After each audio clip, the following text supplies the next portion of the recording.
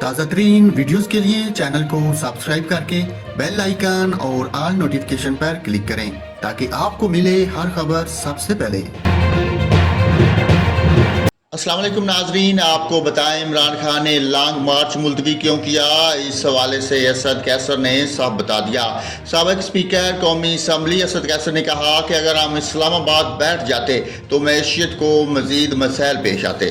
تفصیلات کے مطابق اسد قیصر نے کہا کہ ہم نے اپنے دور میں کسی کو روکا، نہ کوئی گرفتاریاں کی۔ انہوں نے کہا کہ ہم نے حکومت کو ایک آپشن دے دیا ہے، حکومت الیکشن کی تاریخ کا سب سے پہلے اعلان کرے، حکومت الیکشن کا اعلان کرے اور ایجنڈا بتائے۔